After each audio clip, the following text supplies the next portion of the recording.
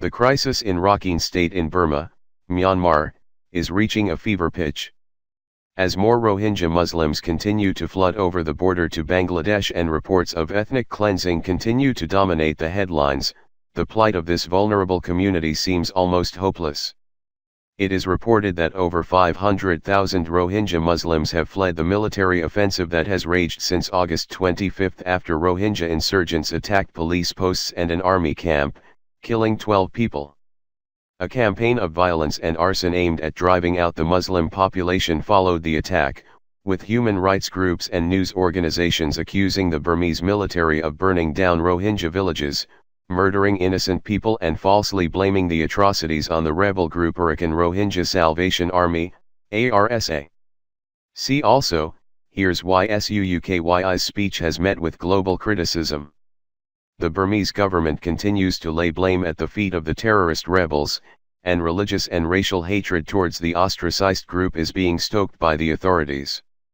As the tension mounts at home, with many local Burmese in this Buddhist-majority nation believing that the Rohingya are illegal settlers and responsible for the bloodshed, a pathway to resolving the crisis seems almost unfeasible.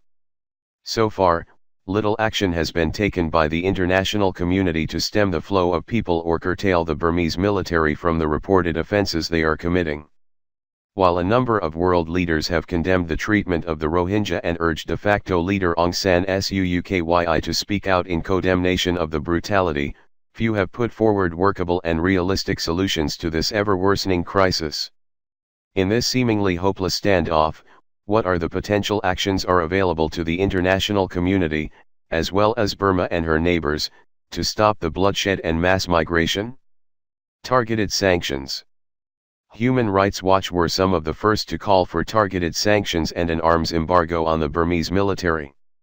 In a statement to the UN Security Council, the group called for an immediate travel ban and asset freeze on those responsible for grave abuses and impose a comprehensive arms embargo against Burma. It seems people may have listened, as news emerged today that the European Union and the United States are considering targeted sanctions against Burma's military leaders. Interviews with more than a dozen diplomats and government officials based in Washington, Yangon, and Europe revealed that punitive measures aimed specifically at top generals were among a range of options being discussed in response to the crisis. Nothing has yet been decided and Washington and Brussels may decide to hold off for now, the sources said. According to Reuters, the EU Foreign Ministers' Council will discuss Burma on October 16, although officials do not expect any move on sanctions that soon. See also, Rohingya crisis, how social media adds fuel to the flame.